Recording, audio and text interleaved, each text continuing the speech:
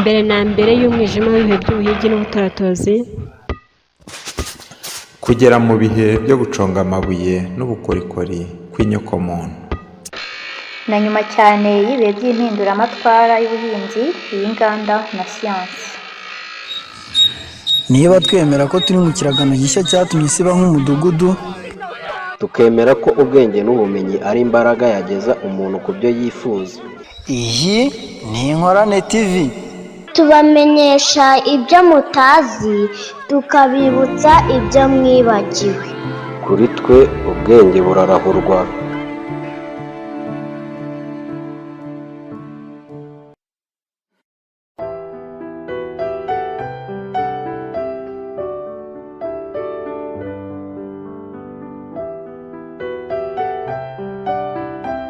Twongeye kubaha ikaze mu biganiro byacu bibamenyesha ibyo mutazi bikabibutsa ibyo mwibagiwe.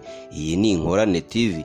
Mu biganiro inzira y'urupfu mu bantu, twakomeje kurebera hamwe ibivugwa n'ibyemerwa na benshi ku ngingo y'urupfu, ibyinshi bigamije kurwakira no kurwemera cyangwa se kwirengagiza ubuhangange bwarwo kuri twe, kuko kuva abantu twaca akenge ntitwahwemye gutekereza ku rupfu no guhangayikishwa narwo. Mbere y'uko tugera ku nsanganyamatsiko y'intambara abantu bamwe bahisemo kugaba ku rupfu, mutwemerere turebere hamwe izindi nama z'abahanga bo basanga atari ngombwa guhangana n'urupfu cyangwa se kurwirengagiza, ahubwo bo basanga tugomba kurwakira nk'icyago cyatuziye. umwe mu bashinze ikigo gikomeye cyitwa PayPal yitwa Peter Thiel, atunze akayabo ka miliyari y'amadolari, akaba yaranamamaye cyane kubera igitabo yanditse yise From Zero to One. Mu kwezi kwa Nzeri mu 2014 yabwiye ikinyamakuru The Telegraph.co.uk ko intego yari ukurwanya urupfu kandi akarutsinda. Gusa ibyo byo kurwanya urupfu ntitubigarukaho none, kuko tuzabigarukaho mu biganiro bitaha. Ahubwo turashaka kugaruka ku buryo abona imyifato yo mu buryo butatu twebwe abantu tugira imbere y'urupfu. Yaragize ati: Ntekereza ko hariho imyitwarire yo mu buryo butatu tugomba kugira imbere y'urupfu. Ushobora kurwemera ukarwakira, ushobora kuruhakana cyangwa se ukarurwanya. Njye mbona benshi mu muryango mugari barwemera bakarwakira, abandi bakaruhakana, ariko njye nahisemo kururwanya.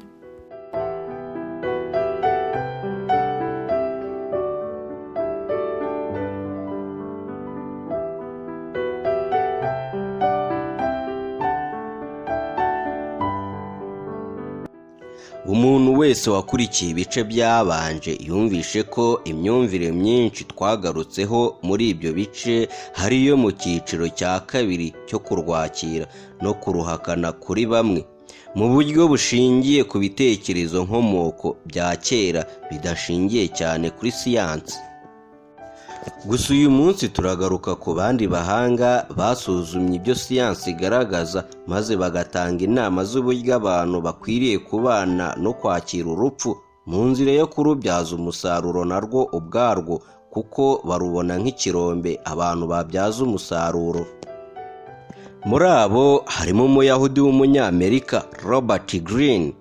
Ni umwanditsi wamamaye cyane kubera ibitabo birimo 48 Laws of Power, hari nacyo cyamamaye cyane. Yaragize ati: Abenshi muri twe bafata igihe kinini birinda gutekereza ku rupfu. Ariko kuba urupfu ari ikintu ndakumirwa, bikwiriye gutuma duhora turutekerezaho.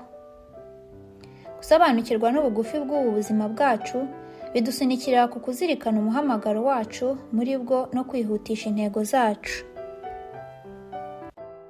Kwitoza kwemera uku kuri byoroshya kugenzura ibisitaza n'ibigeragezo duhura nabyo. Biduha isura nyayo y'ibikenewe muri ubu buzima bugufi dufite. Hari abantu benshi bitandukanya n'abandi bakibwira ko bo ari ibikomerezwa, ariko dukwiriye kubona urupfu muri buri wese, ndetse urupfu rutuma twese tungana rukanaduhuza twese. Kugira iyi myumvire ku mipfire yacu bituma duha agaciro buri kantu kose muri ubu buzima. Robert Greene. Ibyo Robert Greene yabyanditse mu gitabo yise The Laws of Human Nature, ku mutwe wacyo wa 18 wibanda cyane ku rupfu n'uburyo turwitegura. Muri make Robert Greene agaragaza ko inyokomuntu muri ibi bihe yarwaye indwara yo kwirengagiza ko twese tuzapfa, bigatuma iyo urupfu rutugezeho wenda rwatwaye abo mu miryango yacu, ruduhungabanya cyane kuko ruba rusa nk'uruduteye tutiteguye. Kuri Robert Greene tugomba guhora twibona nk'abantu begereye urupfu cyane, kuko n'ubundi ejo cyangwa ejo bundi rwatugeraho. Tugomba kuzirikana ko ubuzima bwacu ari bugufi ndetse ntibugarukire aho, ahubwo tukanibuka ko ntawe uzi umunsi n'igihe azatabarukira, ariko ko urupfu ari ndakumirwa. Ibi kandi ngo byadufasha kwihutira kunoza ibyo dukora n'uburyo tubana n'abandi muri ubu buzima.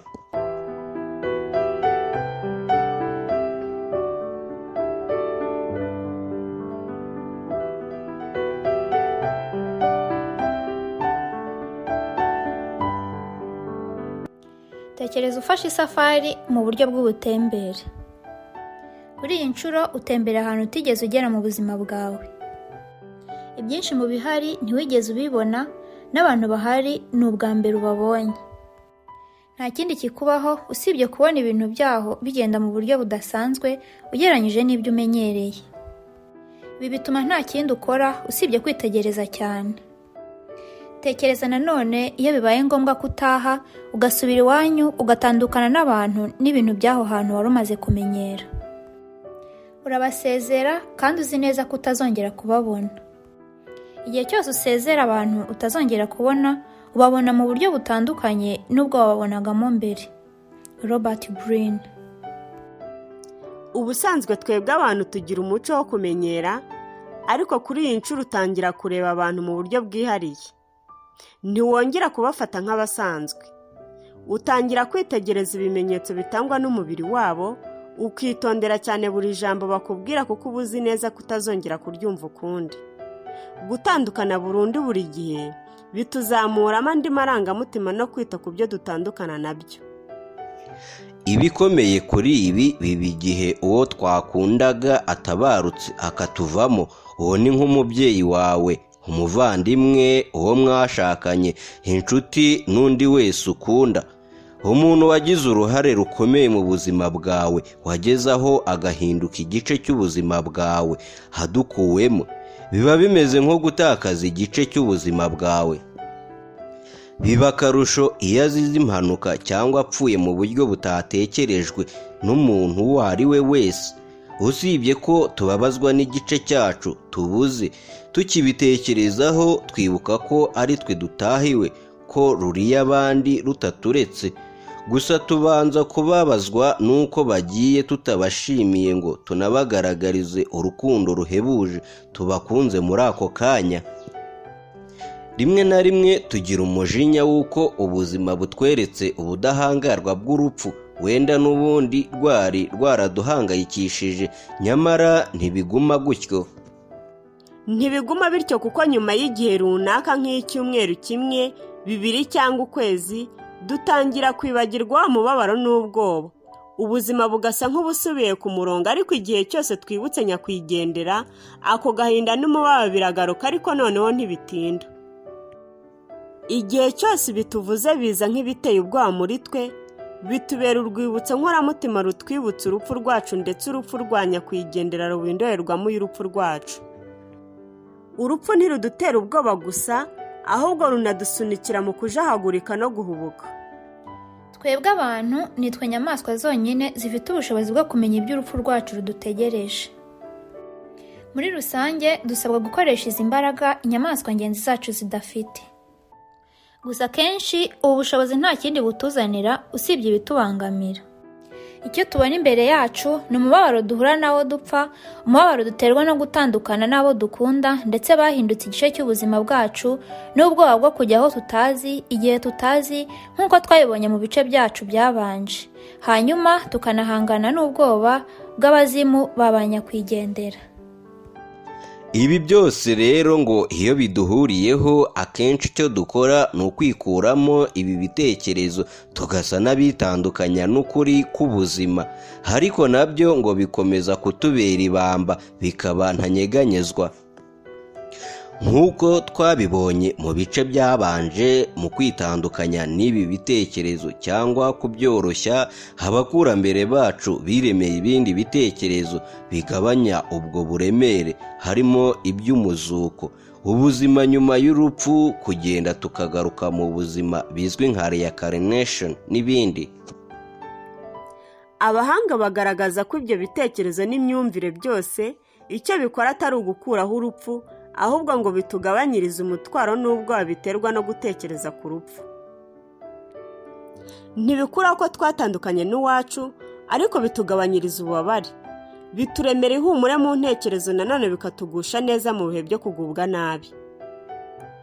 Ibi rero ntibisigana n'imihango n'imigenzo itagira ingano abakurambere bacu bahimbye, nayo igamije kuduhumuriza nk'uko umwe muri yo twayibonye mu biganiro byabanje, ariko tuzanakomeza kureba indi myinshi.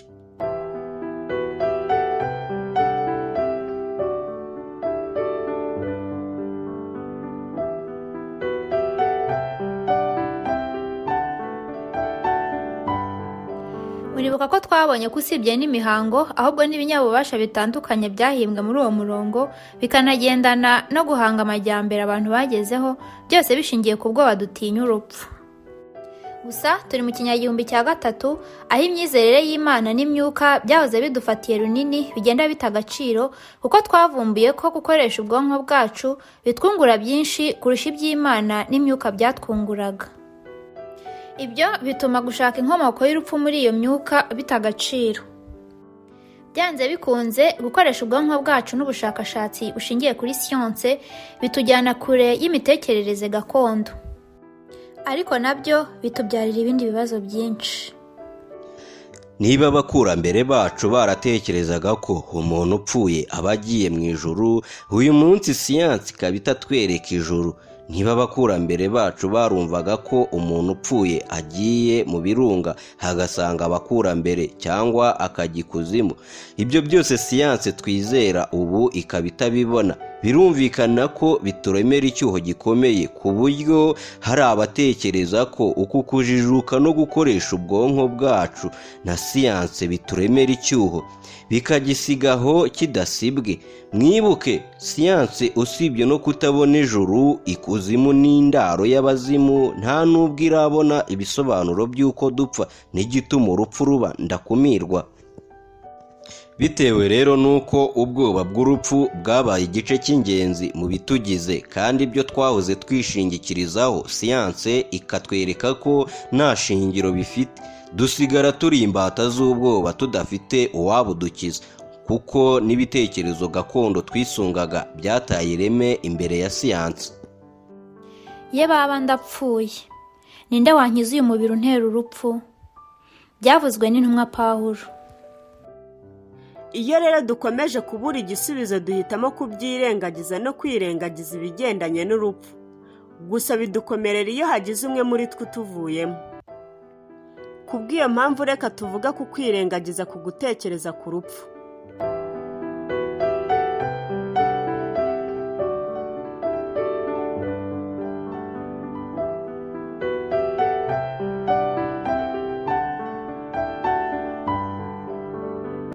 Mu bihe byahise, kwirengagiza ibitekerezo by'urupfu cyari ikintu kidashoboka, kuko abantu bahuraga narwo kenshi. Ku myaka runaka, buri muntu mu buryo bumwe cyangwa ubundi yiboneraga umuntu apfa cyangwa se akabona uwapfuye. Niba ubwoba abantu batinya urupfu rwarabagejeje ku majyambere y'agatangaza uyu munsi agenga isi, birumvikana ko ikintu cya mbere ayo majyambere yagombaga gukora hari ukuturinda imitekerereze twinjiza mu rupfu.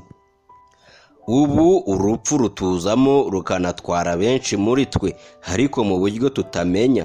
Gupfa twabiremeye aho bibera, tugira bita ku murambo w'uwapfuye tukagira icyo tubagenera, tugira abashyingura nabo tukabahemba, ku buryo nta muntu utungwa mu maboko uko yiboneye, cyangwa se ngo mu buryo bworoshye tube twagira aho duhurira n'abapfa. ku bitaro niho hambere twahisemo gupfira. Ibyo kandi ntibigarukira ku rupfu rwacu gusa, kuko nubwo benshi muri twe turya inyama z'izindi nyamaswa nyuma yo kuzica, si benshi muri twe babona aho zicirwa, aho zibagirwa cyangwa se ngo bazibagire. Uyu munsi ku isi hari imashini zishinzwe kwica inyamaswa, kuzitubagira tukazirya tutanitaye ko zahoranye ubuzima nk'ubwo dufite kandi dushaka gusigasira. Ibi nabyo bitwigiza kure y'ukuri k'urupfu. Ibi byongeraho ibyo turema mu mashusho y'intambara n'ubwicanyi, ariko nyine tukabireba nk'amashusho mu mafilime, urupfu rukarushaho guta uburemere bwarwo mu maso yacu. Niyo amashusho ya kera agerageje kutwibutsa, twihutira kuyasimbuza amashusho agezweho. Intego ni ukwikuramo ibitekerezo by'urupfu. Iterambere ry'ikoranabuhanga ritubwira ko dushobora no kwitandukanya n'urupfu. Ridutoza ko dufite ubushobozi bw'ubumana bwo guhagarika urupfu cyangwa tukarwigiza inyuma. Ibintu bamwe babona ntaho bitandukaniye na ya myumvire y'abakurambere. Byose bigamije kuduhesha agahenge k'akanya gato. Muri uyu mujyo, si benshi uzabona banyurwa no kuganira ku ngingo y'urupfu, ndetse kuri benshi ni umuziro. Gusa ibi nabyo bizana indi ngaruka mbi yo kumva ko ubuzima bwacu bubangamirwa n'urupfu, kuko tuba tutumva ko urupfu ari igice cy'ubuzima bwacu. Igihe cyose tudashaka no gutekereza ku rupfu, umuhangayiko wacu wongerwa no kutamenya imiterere yarwo, inkomoko yarwo n'iherezo ryarwo. Kutamenya igihe ruzazira bituma ahazaza hacu harushaho kurangwa n'umwijima mwinshi, bikadukururira umuhangayiko no kubabazwa n'uko ubuzima bwacu busa nkaho nta ntego igaragara bufite, kandi twarabwisanzemo tudashobora kubwikuramo. Mu guhangana no kwirinda urupfu n'ibitekerezo birwerekeyeho, akenshi twirinda gutekereza no gukora ibintu byinshi. Ibi nabyo bikatugusha mu mutego wo kubatwa n'ibintu bimwe. Icyo gihe ubuzima buhinduka nk'ikintu umuntu wese yamenya uko bizamera ejo, ndetse akaba yabigena. Ubusanzwe itandukaniro ry'ubuzima n'urupfu rishingiye ku kintu kimwe. Mu rupfu nta gikoma, nta rugendo, nta mpinduka itari ukubura. Ku rundi ruhande, ubuzima ni urugendo, ni uguhura n'ibindi binyabuzima n'impinduka zihoraho. Iyi kandi niyo mpamvu umuhanga umwe yavuze ko ubuzima bwacu butangira kugera ku iherezo igihe tudakoma mu bikoma. Our life comes to an end the moment we become silent to the world that matters. Kudatekereza ku rupfu rero ubwabyo bihita bitwinjiza mu buzima bumeze nk'urupfu rwo kwirinda impinduka, ingendo ziva muri bimwe zijya mu bindi, kwitandukanya na bimwe twihuza n'ibindi. Ibi nabyo bishimangira isano idasanzwe dufitanye n'urupfu, ndetse ko ntaho twaruhungira. Gusa ku rundi ruhande, abahanga bamwe bahamya ko gutekereza kenshi ku rupfu bituma tunezerwa n'ubuzima nk'uko tuza kubibona. Kwihuza n'ukuri kudakumirwa ku rupfu biduhuza n'ukuri k'umwanzuro w'ubuzima bwacu twisanzemo. Nyamara ku rundi ruhande, kwitandukanya n'ukuri k'urupfu bikora ikinyuranyo cy'ibyo. Aha rero niho dusubikiye ikiganiro cy'uyu munsi. Ubutaha tuzaza dukomereza ku nama abahanga batanga ku buryo twazirikana urupfu kandi tukarubyaza umusaruro mu bundi buryo. Mugire amahoro.